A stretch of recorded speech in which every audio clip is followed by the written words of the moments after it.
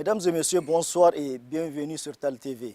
L'agriculture constitue l'un des piliers de l'économie nigérienne et représente un secteur stratégique pour l'atteinte de la souveraineté alimentaire. Dans le contexte de la refondation et de la mobilisation générale, les autorités accordent une attention particulière à l'augmentation de la production agricole afin de répondre aux besoins des populations et de renforcer la résilience du pays face aux défis climatiques et sécuritaires. Pour mieux comprendre les actions engagées et les perspectives du secteur, nous recevons aujourd'hui le directeur général de l'agriculture, M. Ibrahima Aboubakar Danda. Monsieur le directeur général, bonsoir. Bonsoir, M. Souma. Veuillez nous présenter brièvement la direction générale de l'agriculture et ses principales missions. La direction générale de l'agriculture fait partie des directions générales du ministère de l'Agriculture et de l'Élevage. Et selon l'arrêté 013 du 11 janvier 2024, elle a comme principale attribution la conception, l'élaboration, la mise en œuvre de politiques de plan de l'agriculture au Niger. Elle participe aussi à l'élaboration et la mise en œuvre de stratégies, de projets et programmes au niveau du ministère de l'Agriculture. Elle a aussi pour mission de conduire l'appui conseil au niveau des producteurs agricoles, donc la vulgarisation agricole. Elle a aussi, entre autres comme mission, la tutelle de certains organismes, comme représentant de certains organismes régionaux et internationaux. Et la direction générale est composée de 4 directions techniques nationales. À la direction du contrôle de la qualité des semences, la direction du contrôle de la qualité des engrais, la direction de la promotion des filières et des chaînes de valeur agricoles et la direction de promotion des plateformes de services, donc la mécanisation agricole. À cela s'ajoutent 2 cellules. Il y a une cellule de gestion administrative et financière et une cellule informatique. Donc, au niveau déconcentré, la DGA a comme démembrement les directions régionales de l'agriculture, qui sont constituées aussi en plusieurs services. Il y a les directions départementales et au niveau communal, les services communaux de l'agriculture. Voilà donc comment est structurée la direction. Et en termes de répartition géographique, la direction est représentée pratiquement dans toutes les communes à vocation agro-pastorale du Niger. Et en termes d'effectifs aussi, nous avons à peu près plus de 400 agents opérationnels, mais desquels déjà 20% sont des bénévoles des appels du service civique national. D'accord. Alors, monsieur le directeur général, quelle place occupe aujourd'hui l'agriculture dans la vision de la refondation portée par les plus hautes autorités du pays? L'agriculture, je pense, sans risque de se tromper, on peut dire avec certitude qu'elle occupe une place importante dans le cadre du programme de la refondation. Je pense, comme l'a souligné le ministre de l'Agriculture lors de son entretien à la RTN, après la sécurité, qui est une question existentielle pour nous, donc c'est l'agriculture évidemment. D'abord parce que l'agriculture c'est un besoin fondamental, l'alimentation. Et aussi quand nous sommes dans un élan de souveraineté, et la souveraineté passe par la souveraineté alimentaire. Et quand on voit aussi ce que nous avons connu après les événements du 26 juillet 2023, tout ça je pense sont des raisons pour dire que l'agriculture doit être au centre des préoccupations du programme de la refondation. Et quand on voit dans ce programme de l'Axe 3, le développement des bases de production pour la souveraineté économique déjà fait de la souveraineté alimentaire un de ses volets principaux. Donc l'agriculture est au centre des préoccupations de la refondation. Alors, monsieur le directeur général, comment votre direction contribue-t-elle à la mise en œuvre de cette vision? La direction intervient à travers plusieurs volets. D'abord l'appui conseil, l'encadrement. Parce que l'encadrement, certains disent que c'est le moteur de la productivité agricole. Donc, à travers les agents de l'agriculture, nous participons à ce programme à travers l'encadrement technique. Aujourd'hui, nous sommes en début d'hivernage. Si vous faites un tour dans les communes, les jours des marchés, vous allez voir une affluence autour des services de l'agriculture. Les gens viennent, comme c'est l'occasion où on se rend en ville, donc ils viennent pour demander des conseils, pour chercher des semences, pour vraiment dire que l'appui conseil joue un rôle déterminant et les producteurs ont conscience de cette polyvalue qu'apporte le conseil agricole. Donc ça c'est le premier aspect. Et en plus du conseil aussi, dans le cadre du programme de la refondation, le ministère de l'Agriculture fait de la grande irrigation une des parties importantes pour augmenter, avec comme objectif de réduire les importations de riz de 50% à l'horizon 2027-2030. Donc dans ce cadre, on met l'accent sur la grande irrigation à travers l'aménagement et la mise en valeur donc, à terme de 39 700 hectares. Mais à côté de ce site d'aménagement qui sont sous la gestion de l'ONAHA, il y a la production des sites que nous appelons hors aménagement. Et quand on voit le résultat de la campagne passée en 2025, la production de riz, 208 000 tonnes de riz qui ont été produites. Sur ces 208 000 tonnes, 106 000 tonnes sont des productions de riz de sites hors aménagement. Et ces sites sont encadrés par les agents de l'agriculture. Et déjà avant même la sortie de ces résultats, parce que les autorités sont conscientes au niveau du ministère qu'il y a un potentiel de production de riz au niveau de ces sites hors aménagement. Donc les autorités nous ont instruit de faire l'inventaire des sites potentiels où on peut faire du riz hors aménagement cette année. Et à l'issue de cet exercice-là, nos agents donc sur le terrain que je tiens au passage à saluer, c'est dans le contexte dans lequel ils travaillent, mais avec tout ça, ils donnent quand même des résultats. Donc ils ont recensé à 2438 sites potentiels où on peut faire du riz hors aménagement, pour une superficie de plus de 342 000 hectares. Et sur ces sites, déjà en 2026, l'intention est de mettre en valeur 134 000 hectares. Donc vous voyez, tout à l'heure, je parlais de la production de riz en hors aménagement de 106 000 tonnes. Ces 106 000 tonnes ont été produites sur à peu près 50 000 hectares. Donc si nous arrivions à mettre les 134 000 hectares, ça veut dire que la production va tripler même. Donc la contribution de notre section dans cet effort donc, de production de riz est là aussi. Nous sommes en début de la saison d'hivernage, monsieur le directeur général. Comment l'État accompagne-t-il les producteurs en matière d'intrants agricoles, c'est-à-dire les semences améliorées, engrais et équipements agricoles? L'appui de l'État envers les producteurs se fait sur divers aspects. D'abord, il y a l'aspect institutionnel, où l'État crée le cadre institutionnel favorable, rendre ces intrants disponibles et surtout accessibles aux producteurs. Donc, quand on prend le domaine des semences, il y a une loi sémencière qui est là depuis 2012. Il y a aussi la stratégie pour les semences communautaires. Dans le domaine des engrais, il y a la réhabilitation, si je peux dire, de la CREMA, qui est venue donc en 2024, qui maintenant revient à subventionner l'engrais. Aujourd'hui, l'engrais est subventionné à plus de 50%. Donc ça aussi, c'est pour que ça soit accessible aux producteurs. Et au niveau opérationnel, l'État accompagne les producteurs qui n'ont pas de moyens. Chaque année, par exemple pour des semences, cette année, c'est à peu près 4 000 tonnes de semences. Donc à travers le ministère, à travers la CCA, qui est aussi un des membres de l'État, qui sont mises en place pour aider les producteurs qui n'ont pas de moyens. On appelle les producteurs vulnérables. Parce que d'habitude, c'est quoi? Le producteur il tire sa semence de sa production de cette année pour l'année prochaine. Donc dans les zones où la campagne n'a pas été répondue, il n'a pas déjà de quoi suffisamment manger, à plus fort d'avoir des semences.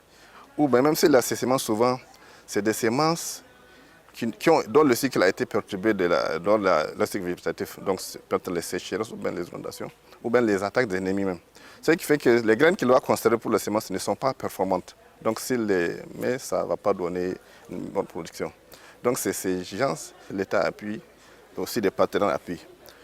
Pour la CAMA, j'ai dit, donc c'est les engrais qui sont subventionnés. Et aussi il y a le côté matériel, aussi que l'État a exonéré donc certains matériels agricoles pour que ça soit vraiment accessible aux producteurs. En plus de ça, maintenant il y a le côté aussi phytosanitaire.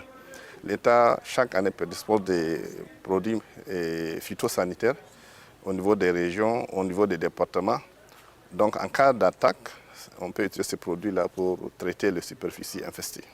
Quel rôle joue l'irrigation dans l'augmentation des rendements agricoles quand on sait que notre pays dispose d'un immense potentiel en terres irrigables? Oui, l'irrigation joue un rôle très important dans la production agricole. Et déjà l'année passée, la production céréalière s'élève alors de 4 millions et quelques de tonnes. Et donc, pour un besoin de 5 millions, donc on a un déficit de 500 000 tonnes. La production irriguée, c'est dans les 8 millions de tonnes. Et cette production, on l'a convertie en équivalent céréalier, fait 1 400 000 tonnes. Donc, on a rajouté 1 400 000 tonnes aux 4 millions, ça va faire plus de 5 700 000 tonnes. Ce qui fait que donc on a un excédent. Donc, pour voir déjà la contribution pour résorber les déficits des cultures irriguées. En plus de ça, maintenant, nous sommes dans un état sahélien. La sécheresse est l'un des aléas qui nous cause beaucoup de déficits, cause de déficits dans notre zone. Donc l'irrigation, elle a un rôle très important à jouer.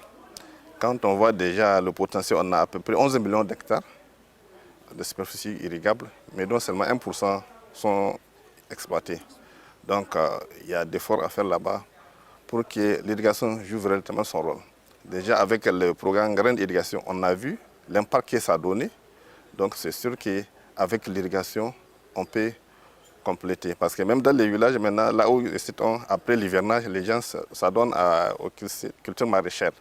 Donc ça leur permet vraiment de combler le déficit, de fermer les greniers et maintenant pour un temps avant l'hivernage. Donc les cultures irriguées véritablement sont une obligation pour nous pour compléter les productions pluviales. Quels sont maintenant les principaux défis auxquels fait face l'agriculture nigérienne et quelles mesures sont prises pour faire face à ces défis?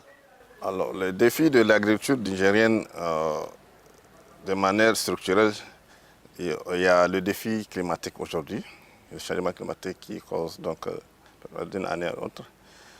Et en plus de ça, le grand défi de notre agriculture, c'est le financement, parce que c'est l'épine dorsale du dispositif.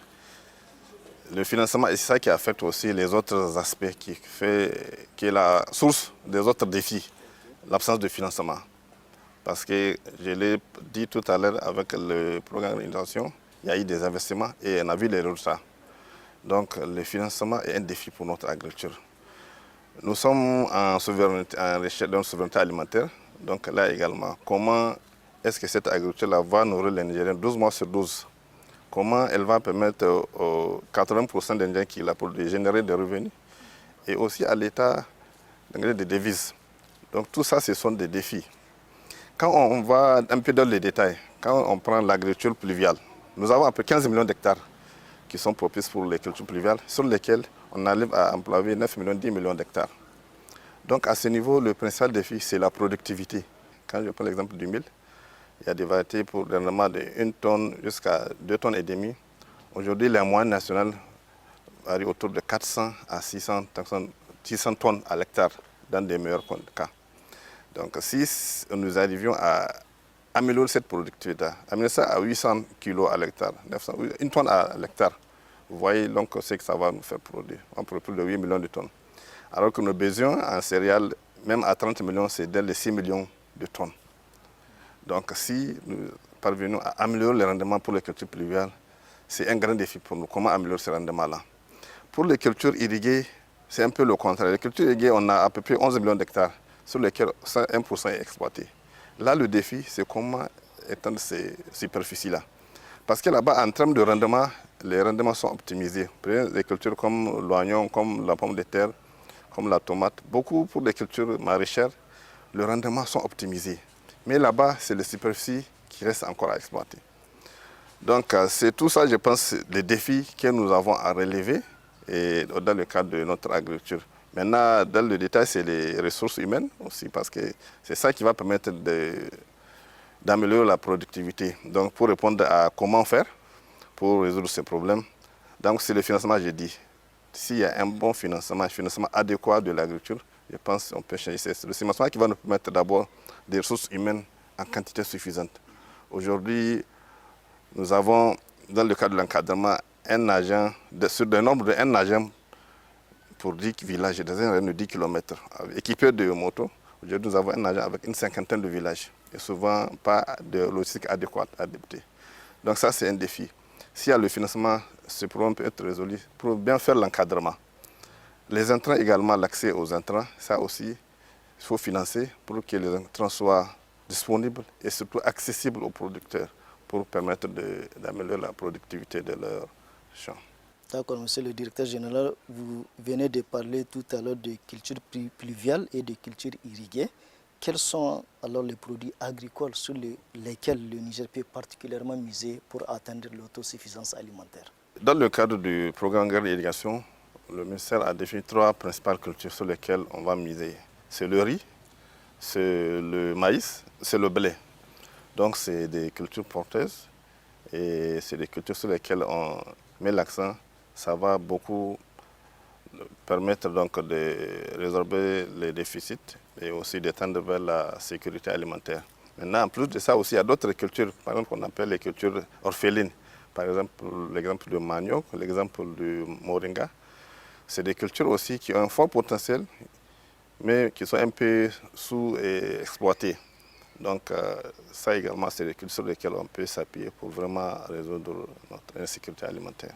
Monsieur le directeur général, nous avons vu récemment les jeunes qui s'intéressent beaucoup à l'agriculture. Qu'est-ce que vous faites en ce sens pour pouvoir les encourager? Concernant les jeunes, c'est vrai maintenant, tout le monde est unanime qu'à l'agriculture, je pense qu'il y a un potentiel pour la création d'emplois. Donc pour ce faire, au niveau du ministère déjà, il y a des initiatives qui sont en train d'être mises en œuvre pour attirer les jeunes à s'intéresser à l'agriculture parce que c'est vraiment une source d'emploi pour les jeunes. Il y a un programme qui vient de finir le PAPEJ, mais aussi il y a un grand programme qui va commencer donc interministériel, le PIDAJ, qui vient de signer avec la BAD, qui va donc offrir des opportunités d'emploi, de création d'emplois aux jeunes pour qu'ils soient des agripreneurs, donc l'entrepreneuriat agricole. La principale cible vraiment, c'est les jeunes et les femmes. Donc pour les jeunes, je pense l'espoir est permis. Il suffit que les gens s'y mettent. Vraiment, les conditions sont en train de se créer. En plus de ça aussi, il y a différents projets au niveau du ministère de l'Agriculture qui aussi offrent, tels que le PACIPA par exemple. Il y a le projet Réel Mahita qui vient de finir.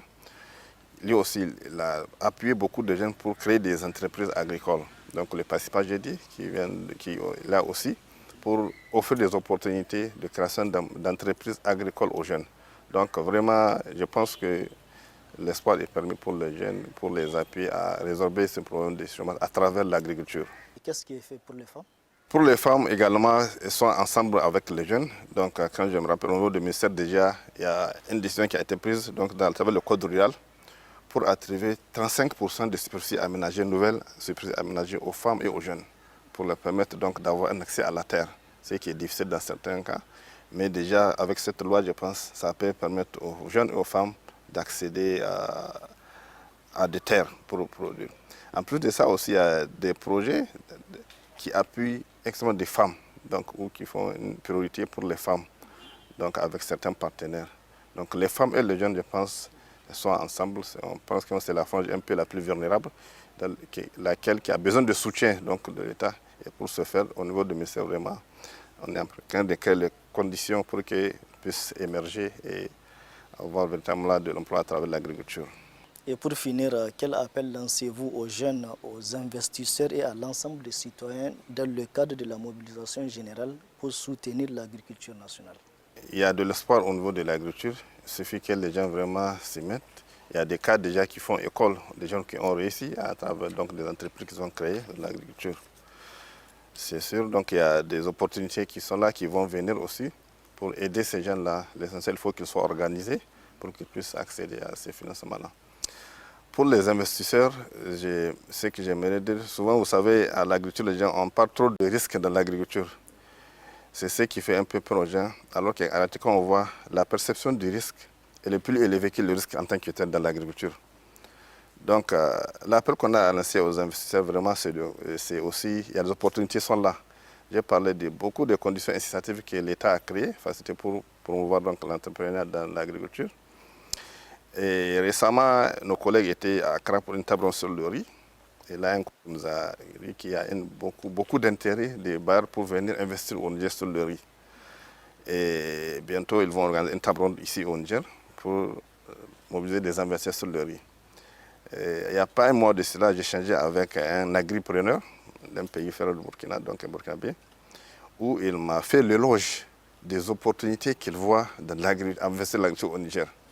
Donc c'est pour dire à nos investisseurs vraiment de se mobiliser pour ne pas être surpris par les gens qui vont venir des autres pays. Parce que le potentiel est là, l'intérêt est là. Donc nos investisseurs aussi doivent croire à l'agriculture. Parce que le risque de l'agriculture, je l'ai dit, souvent c'est surtout la sécheresse. Mais avec la maîtrise de l'eau, je pense, on peut amoindrir beaucoup ces risques-là. Quand on investit, on a vu dans des pays voisins, c'est que les gens qui étaient dans l'import-export, maintenant ils ont investi dans la production et ça a donné des bons résultats. Donc pourquoi pas ici au Niger, nos investisseurs. Donc c'est un appel qu'on leur lance. Maintenant, pour la population générale, c'est d'inviter tout le monde au travail. C'est ça, on a dit, le travail est libérateur. Donc, et on a dit aussi, la terre ne ment pas. Donc, vraiment, dans le cadre de cette simulation, j'ai dit, notre souveraineté, ça passe par la souveraineté alimentaire. On ne peut pas être souverain si on ne peut pas produire ce que nous voulons nous-mêmes et aussi envoyer à l'extérieur pour vendre, pour générer des revenus. Donc, c'est l'appel que j'ai à lancer. Monsieur Ibrahim Aboubakar Danda, merci d'avoir répondu aux questions de TAL TV. Je rappelle que vous êtes le directeur général de l'agriculture. Cette interview nous a permis de mieux comprendre les efforts déployés pour accroître la production agricole, renforcer la souveraineté alimentaire et faire de l'agriculture un levier essentiel du développement du Niger dans le contexte de la refondation et de la mobilisation générale. Merci à vous et à nos téléspectateurs de nous avoir suivis. À bientôt.